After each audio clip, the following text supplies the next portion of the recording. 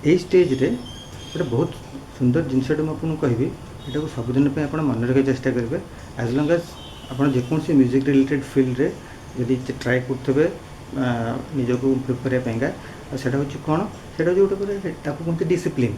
ଏଇ ଡିସିପ୍ଲିନ୍ଟା କି ଡିସିପ୍ଲିନ୍ ନା ଡିସିପ୍ଲିନ୍ ଅଫ୍ ରୁଟିନ୍, ଯେ ପ୍ରତିଦିନ ବା ଦିନେ ଛାଡ଼ିକି ଦିନେ ଯେତିକି ବି ଆପଣଙ୍କୁ କ୍ୱାଲିଟି ଟାଇମ୍ ମିଳୁଛି, ଯେତେ କମ୍ ଗ୍ୟାପ୍ ଭିତରେ ଆପଣଙ୍କୁ ଟାଇମ୍ ମିଳୁଛି, ଆପଣ ଚେଷ୍ଟା କରନ୍ତୁ ଯେଉଁ ଏକ୍ସରସାଇଜ୍ ଗୁଡ଼ାକୁ ଆଗକୁ ଯାଇକି ଏକ୍ସରସାଇଜ୍ ଆହୁରି କମ୍ପ୍ଲିକେଟେଡ଼୍ ହେଇଯାଉଥିବ, ଆହୁରି ସୁନ୍ଦର ଏକ୍ସରସାଇଜେସ୍ ଗୁଡ଼ା ଆସିବ ଯେଉଁଟାକି ଆହୁରି ମଜା ଲାଗିବ ବଜାଇବା ପାଇଁକା।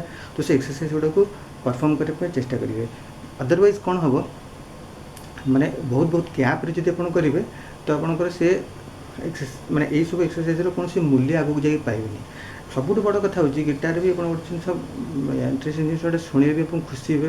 ବଟ୍ ଏଇଟା ଗୋଟେ ପିକୁଲାର ମଜା ଜିନିଷଟା ଅଛି ଗିଟାରରେ, ସେଇଟା କ'ଣ ମାନେ ଆଙ୍ଗୁଠିର ଏଇ ଯେଉଁ ଟିପ୍ସ ଗୁଡ଼ାରେ ଆମର କ୍ୟାରଲେସ୍ ଫର୍ମେସନ୍ ହେଇଯାଏ, ବିଣ୍ଡି ପଡ଼ିଯାଏ ତାକୁ କୁହନ୍ତି ଆମ ଓଡ଼ିଆରେ। ତ ଏଇଟା ସେଇଟା ବି ଡିପେଣ୍ଡ କରୁଛି ସେଇ ଉପରେ। ଗିଟାର ଯଦି ଆପଣ ରେଗୁଲାର ବଜାଇବେ ତାହେଲେ ବିଣ୍ଡି ପଡ଼ିଯାଇକି ସେ ଜାଗାଟା ଆପଣଙ୍କର ଟିକେ ସେନ୍ସିଟିଭିଟି କମିଯିବ। ଯଦି ଦେଖିବ ପ୍ରଥମ ଗିଟାର ବଜାଇଲା ବେଳକୁ ଆମର ଏଇ ଆଙ୍ଗୁଠିଟା ଭାରି ଦର୍ଜ ହୁଏ, କାଟେ, କିନ୍ତୁ ପରେ ଯାଇକି ଦେଖିବ ସେ ଆଙ୍ଗୁଠି ପ୍ଲେନ୍ ହେବ ନାହିଁ। ତ ସେଇ ଯୋଗୁରୁ ହିଁ ମୁଁ କହୁଛି ଯେ ୟାର କୌଣସି ସର୍ଟକଟ୍ ନାହିଁ। You have to be very dedicated about your instrument. କାହିଁକିନା ବହୁତ ପିଲା କ'ଣ କରନ୍ତି, ଇନଷ୍ଟ୍ରୁମେଣ୍ଟ କିଣି ନିଅନ୍ତି, ଟିକେ ବଜାଇବାକୁ ଚେଷ୍ଟା କରନ୍ତି।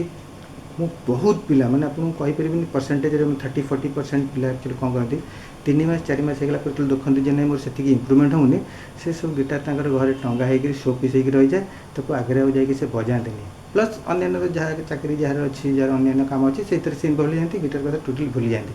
ବଟ୍ ମୁଁ ଆପଣଙ୍କୁ କହିଦେଉଛି ମ୍ୟୁଜିକ୍ ଆଣ୍ଡ ବିଶେଷ କରି ଗିଟାର ଗୋଟେ ଏମିତି ଜିନିଷ ଆଗକୁ ଯାଇକରି ଆପଣଙ୍କର କୌଣସି ଗୋଟେ ମନ ଦୁଃଖ ଥିବ ବା କୌଣସି ଗୋଟେ ମାନେ ଆପଣଙ୍କର ବୁଷ୍ଟଅପ୍ କରିବା ପାଇଁ ଚାହୁଁଛନ୍ତି, ଟାଇମ୍ ଆପଣଙ୍କ ପାଖରେ ଅଛି, କେହି ପାଖରେ ନାହାନ୍ତି, ତ ଆପଣଙ୍କୁ ଏତେ କମ୍ପାନିଅନସିପ୍ ସେ ଆପଣଙ୍କୁ ଦେବ, ଏତେ ମାନେ ଆପଣଙ୍କୁ ସେ କମ୍ଫର୍ଟ ଦେବ, ଆପଣଙ୍କ କଷ୍ଟ ସମୟରେ ସେ ଆପଣଙ୍କୁ ଏତେ ମ୍ୟୁଜିକ୍ ଆପଣଙ୍କୁ କାମନେସ୍ ଆପଣଙ୍କୁ ମୁଣ୍ଡ ଭିତରେ ଆପଣଙ୍କ ପିସ୍ ଦେବ ଯେ ଆପଣ ସେଇଟା କଳ୍ପନା କରିପାରିବେନି। ବଟ୍ ସେଇ ଯୋଗୁରୁ ମୁଁ ଗୋଟେ ଜିନିଷ କହୁଛି ଯେ ଯେମିତି brick by brick, step by step ABCD ଶିଖିକିରି ଆମେ ଲାଷ୍ଟକୁ ଗପ ଲେଖିବାକୁ ଶିଖିବା, ସେଇଭଳିଆ ଏଇଗୁଡ଼ା ସବୁ ହେଉଛି ଗିଟାରର ABCD।